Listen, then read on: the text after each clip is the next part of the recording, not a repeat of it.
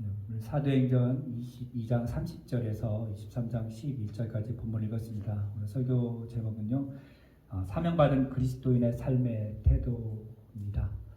우리가 살아가면서 이렇게 환경에 따라 주어진 것에 대해서 삶의 태도가 나타납니다. 이 삶의 태도가 때로는 우리의 사명으로 이렇게 그려지고 비춰집니다. 예를 들면은 부모는 삶의 태도에 있어서 자녀를 양육하는 데 있어서 그 사명을 다합니다. 직장인은 자기가 속한 그 직장에서 어떤 삶의 그 직장의 태도를 통해서 그 직장에서 이윤을 남기고 회사가 또 직장이 잘 되기를 바라고요.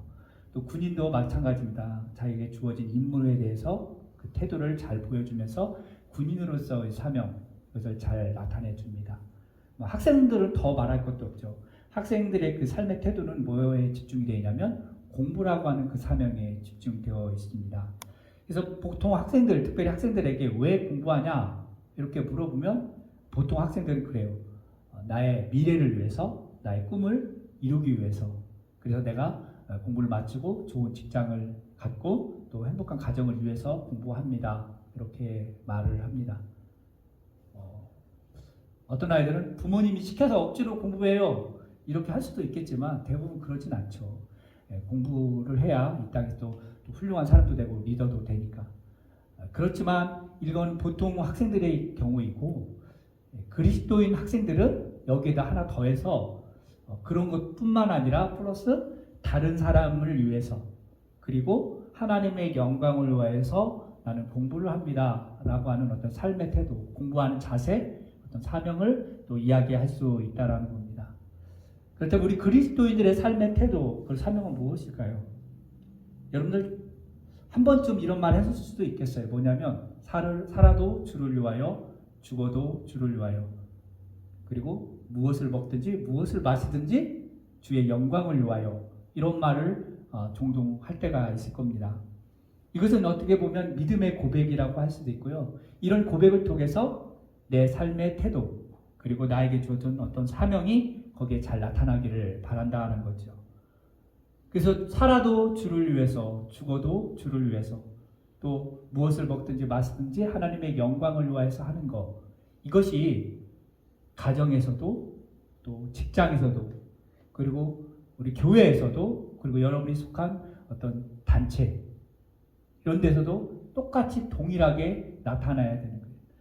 우리 그리스도인에서 어떤 삶의 태도, 이 사명감이 교회에서만 나타나고 직장에서는 나타나지 않고 또 가정에서 나타나지 않는다면 진정한 그리스도인으로서 어떤 사명, 그 삶의 태도가 올바르지 못하다라는 거죠. 그래서 특별히 우리 부모로서 이 사명을 감당할 때 이 태도를 보여줄 때 어떤 부모들은 너무너무 힘들어서 부모로서의 그 사명을 포기하는 경우도 종종 있어서 뉴스에 나옵니다. 어떤 부모들은 너무 경제적으로 힘들어서 자녀와 함께 동반 자살하는 경우도 있고 너무너무 힘들어서 그 부모의 그 사명을 저버려서 아이를 버리는 경우도 있죠. 어떤 사람들은 너무 자기에 주어진 업무가 부담되고 그 사명이 감당이 안 되니까 그걸 포기하고 회피하고 도망하고 또 스스로 삶을 포기하는 경우도 있습니다. 그렇다면 이런 사람들, 삶의 태도를 보여주는 이런 부정적인 삶의 태도를 보여준 사람들, 그런 주어진 그런 사명에 대해서 포기했던 사람들을 우리가 비난하고 손가락질 할 수 있느냐? 사실은 그게 쉽지는 않습니다. 왜냐하면 얼마나 답답하면, 얼마나 힘이 들면 그런 삶의 태도나 그 사명을 포기할까? 이런 생각도 하게 됩니다. 그런데 어떠한 어려운 상황 속에서도 삶의 태도 그리고 주어진 사명에 대해서 포기하지 않은 사람이 있는데 그 사람이 사도 바울입니다. 우리가 이미 살펴보았습니다. 사도 바울은 자기에게 주어진 그 임무, 그 사명, 그 삶의 태도를 한 번도 바꾼 적이 없어요. 예수님 만난 이후로. 복음을 전하다가 돌에 맞아 죽을 뻔했습니다. 또 착고에 매어서 감옥에 갇힌 적도 있죠. 비난받고요. 또 사람들에게 무시당하고 또 전도를 하고 다니다가 배고프고 춥고 또 여러 번 병에도 걸리기도 하고 그럼에도 불구하고 그런 삶의 태도, 예수님에 대한 삶의 태도, 그 사명은 한 번도 타협하거나 바꾸지 않고 끝까지 사명을 감당했다라는 거예요. 결국에는 로마에까지 가게 되는 그 삶의 태도, 그 사명을 완수했다는 걸 우리가 이제 사도행전을 통해서 이렇게 보게 됩니다. 그래서 오늘 우리가 읽은 본문을 통해서 사명을 받았던 그 바울이 그 그리스도인의 삶의 태도가 어떠했는지 몇 가지 살펴보도록 하겠습니다. 먼저는요, 이 사명받은 이 바울, 이 그리스도인으로서 삶의 태도를 보여줬던 게 뭐냐면 담대함이었습니다. 환경에 굴하지 않는 담대함. 법정에 서서도, 그리고 많은 앞에 서서, 사람들 앞에 서도, 권력의 앞에 서도 굴하지 않고 비겁하지 않고 타협하지 않고 담대하였다. 두려움이 없었다라는 거예요. 심지어는 잘못된 권위 앞에서도 굴하지 않고 담대할 수 있었다라는 거죠. 오늘 본문 보면 이제 천부장이 사도 바울을 결박에서 풀어서 공회 앞에 세웁니다. 그래서 변론하게 하죠. 그런 모습으로. 근데 사실은 지금 로마 군인들에게 잡혔을 때는 또 죄인의 모습으로 있거든요. 그럼에도 불구하고 유대인들의 그 최고 의결 기관인 공회 앞에서 큰 소리로 그들을 주목하면서 보며 당당히 외친다는 거죠. 1절하고 3절에 보면 이렇게 되어 있죠. 바울의 공회를 주목하여 이르되 여러분 형제들이여 하면서 오늘까지 나는 범사의 양심을 따라 하나님을 섬겼습니다 라고 이야기를 해요. 또 3절에 보니까 바울이 이르되 회칠한 담이여 하나님이 너를 치시리로다. 내가 나를 율법대로 심판한다고 앉아서 율법을 어기고 나를 치려느냐. 굴하지 않고 담대하게 자기의 그 상황을 이야기하면서 거기에 있는 사람들을 주목하여 보고 있다는 거예요. 왜 이렇게 바울이 담대했을까요? 무엇이 바울로 하여금 담대하게 만들었을까요? 주눅들지 않고. 다른 게 아니라 바울에게 주어졌던 사명, 즉 예수 그리스도로 인해서 그가 담대했다라는 거예요. 세상 사람들도 이렇게 담대할 수 있습니다. 자기가 갖고 있는 생각이나 어떤 의견, 그런 것들에 대해서, 이념에 대해서 이것이 맞다라고 생각을 하면 그 담대함을 가지고 행동으로 나타냅니다.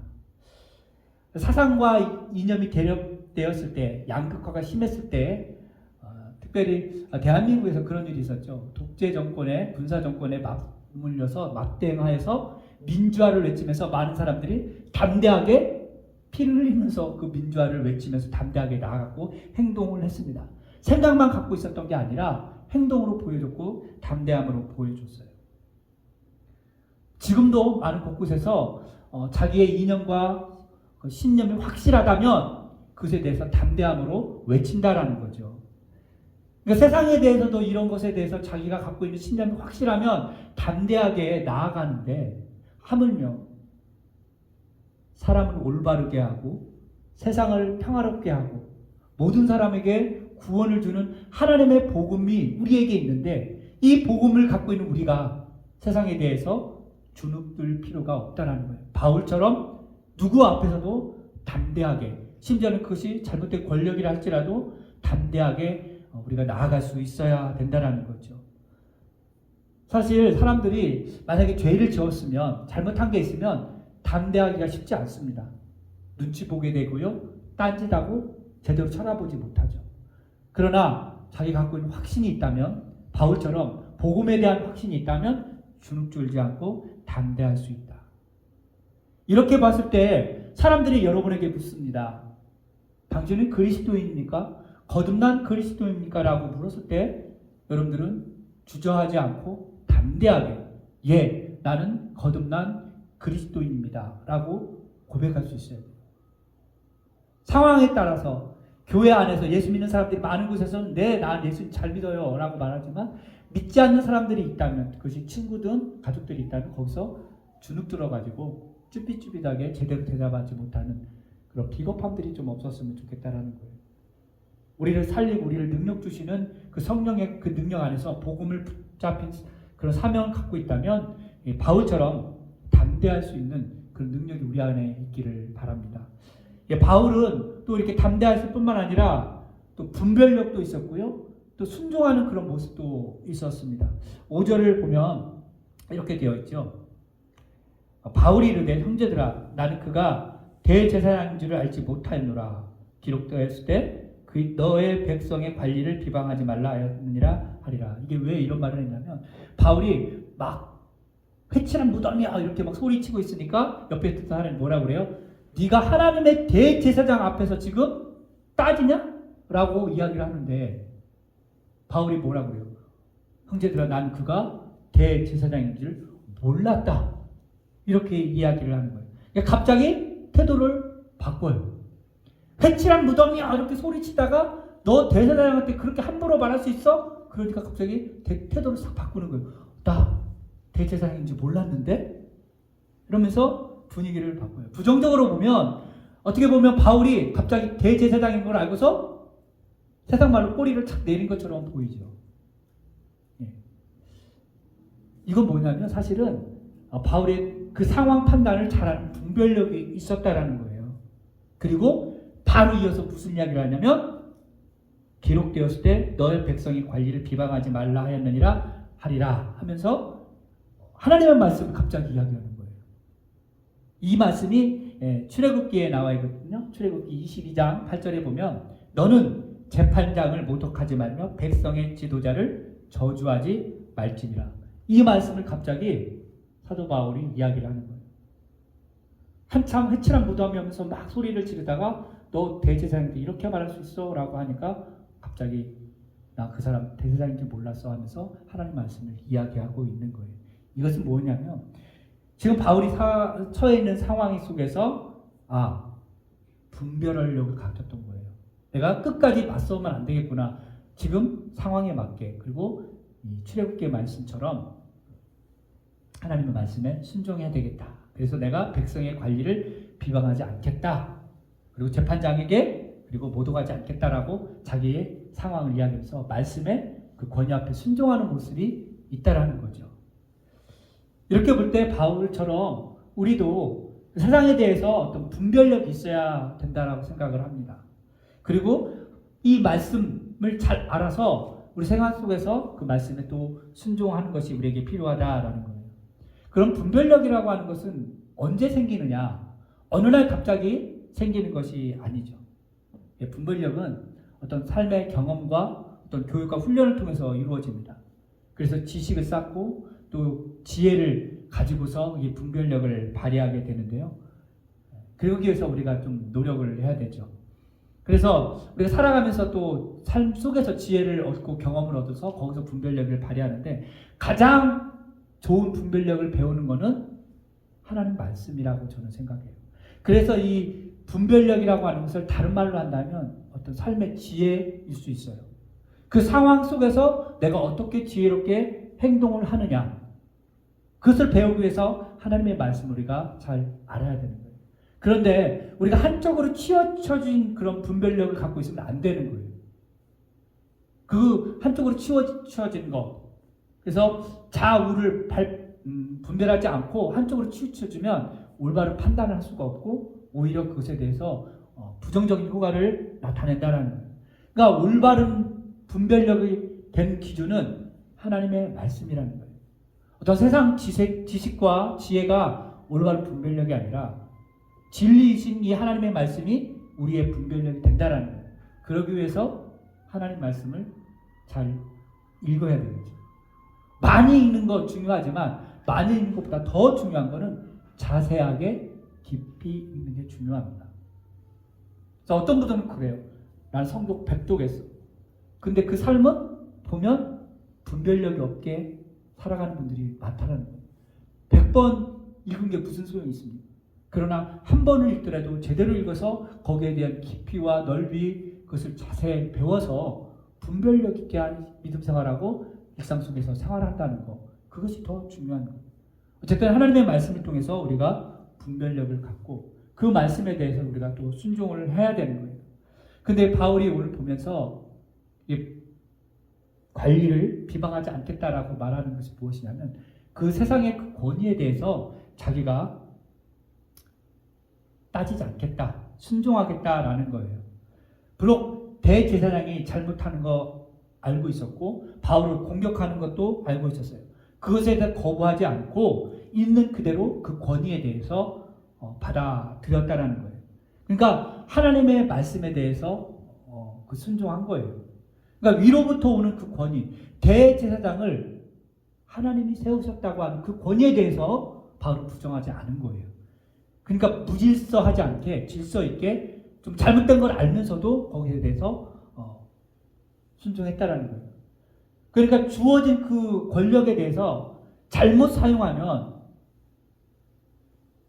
일반 사람들이 힘들어집니다.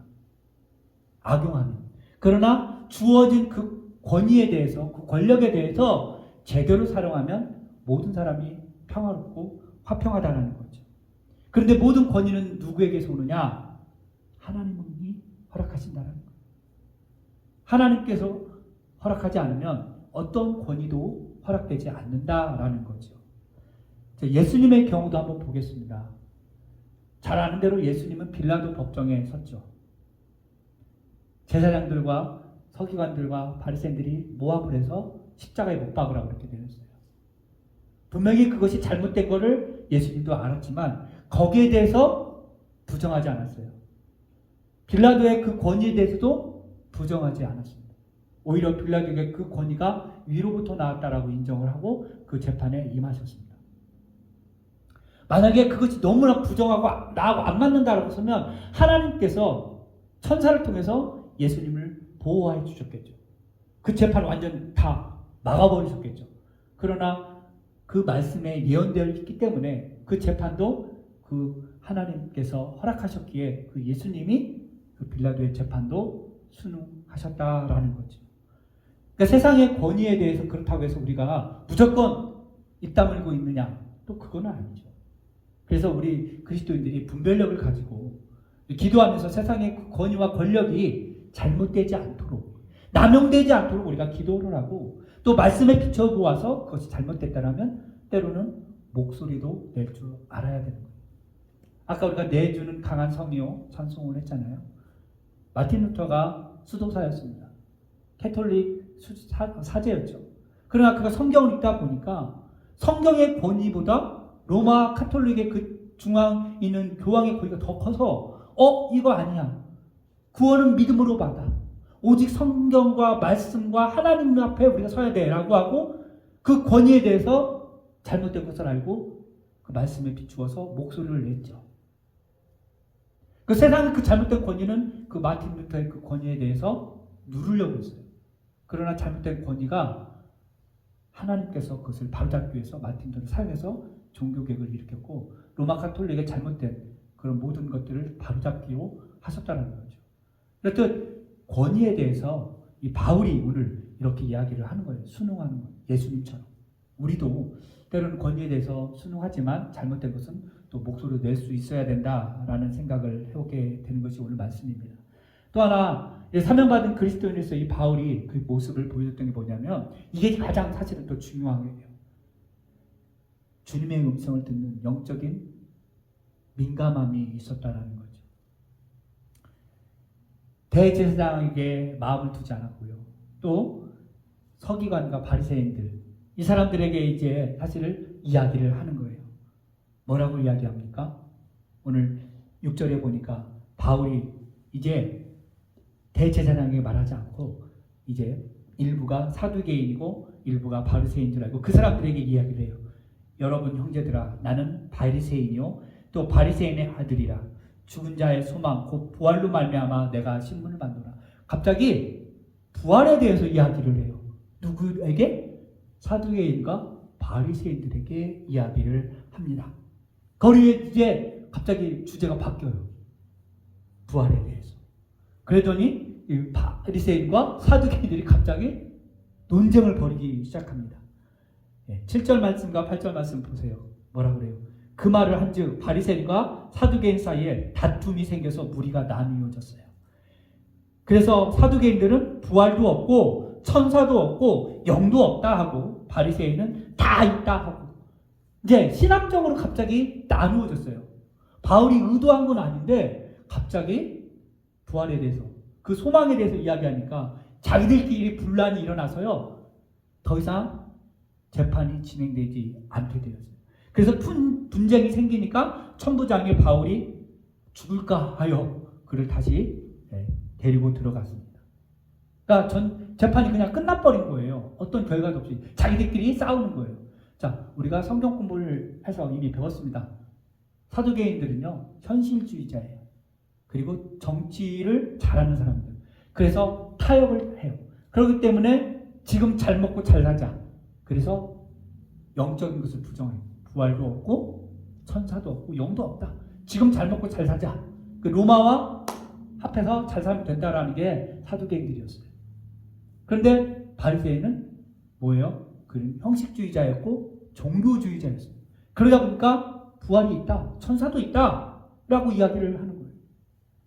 그러니까 이들의 어떤 사상 대립의 이야기를 함으로 인해서 그 공회가 그냥 끝나버리는 거죠. 그리고 바울이 이제 돌아와서 정말 그 밤에 주님이 만나 주십니다. 뭐라고 말씀하시죠? 11절 굉장히 중요합니다. 한번 11절 다시 한번 같이 한번 읽어보겠습니다. 같이 읽어보겠습니다. 시작. 그날 밤에 주께서 바울 곁에 서서 이르시되 담대하라. 내가 예루살렘에서 나의 일을 증언한 것 같이 로마에서도 증언하여야 하리라 하시니라. 아멘. 자, 갑자기 주님이 나타나셔서 담대하라. 예루살렘에서 나의 일을 증언한 것처럼 로마에서도 증언하였다. 주님이 말씀해 주셨어요. 복음을 네가 로마에 가서도 전해야 된다라는 거예요. 이미 사도 바울은 그 사명을 받고 있었어요. 근데 다시 한번 우리 주님이 바울 앞에 나타나서 이야기를 해주는 거예요. 바울이 이것을 들을 수 있었던 건 뭐예요? 지금 굉장히 혼란스러웠잖아요. 재판도 쓰고 매도 맞고 여러 가지 어려움이 있었는데도 불구하고 이렇게 주님의 음성을 들었었던 이유는 그가 영적으로 깨어 있었기 때문에, 영적으로 민감했기 때문에 그렇게 될 수 있었다라는 거죠. 영적으로 깨어있고 영적으로 민감하다는 게 무엇일까요? 바울처럼 기도하다가 막 환상을 보고 하나님의 음성을 막 귀로 환청처럼 들리는 것이 민감한 건가요? 뭐 그럴 수도 있겠지만 정말 민감하다, 영적으로 깨어있다라고 하는 건 뭐냐면 날마다 예수님과 함께 내가 동행한다라고 하는 확신을 갖고 있는 거예요. 그렇기 때문에 하나님의 말씀을 우리가 늘 가까이 할 필요가 있다라는 거예요. 기도로 하루를 시작하고 기도로 하루를 마감하고 주어진 순간순간 우리의 입에서 하나님을 찬양하고. 여러분 어떻습니까? 하루에 찬양을 얼마나 하시는지. 너무너무 바빠서 찬양할 시간도 없으신가요? 뭐 할 시간이 없다면 얼마나 찬양을 많이 들으시는지요? 내 목소리가 좋지 않아서 나는 음악을 못해서 난 찬양하기 싫어. 이런 분 혹시 계신가요? 하나님은 그런 거 상관없어요.